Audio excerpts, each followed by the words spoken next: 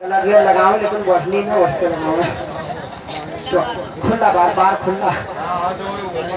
लगाओ लगाओ लगाओ लगाओ लेकिन ना परेशान किस तरह का हाँ कहीं खुला परेशान करो लगाओ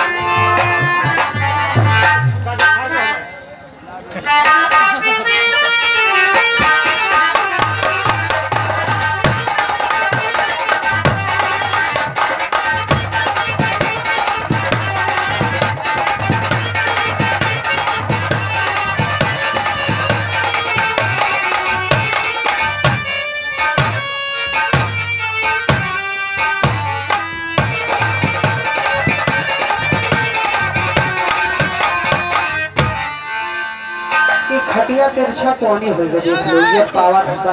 हाँ और ये आए गुप्त नाम और 10 रुपया कलम बंद नाम लेकिन आपके लिए लेकिन उनका कहना है कि तुम्हारे घर को मैं रोशनी से जगमगाऊंगा तुम्हारे घर को मैं रोशनी से जगमगाऊंगा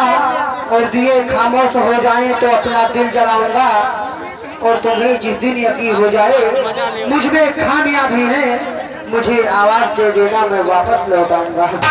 अगला गेर लगाओ तो गाना सुनाओ तू लगाओ तू तो गाना सुनाओ तो हमसे तो मारे जा हाँ गेर लगाओ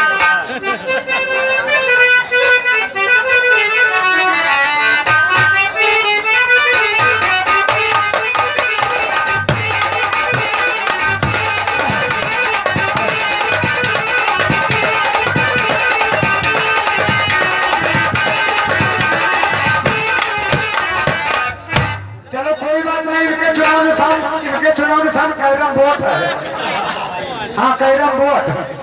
अभी तो कई इलेक्शन है चल था हम प्रचार करे थे प्रचार वाला हेलो वो किसना किसना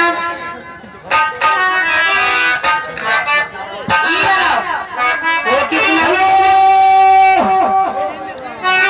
ये गुप्त नाम 10 रुपया कलम बंद नाम छोटे होने जाने प्राण का गाना वो वाला सुनाओ कौन सेक्सी वाला कौन सेक्सी लौंडिया लंदन से लाएंगे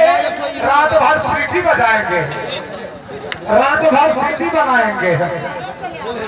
चलो ये लगाओ ये भैया ये से छुट्टी न दे आप तो हर देव को ना जाइए लगाओ कहाँ वाला खड़ा कर दो पकड़ी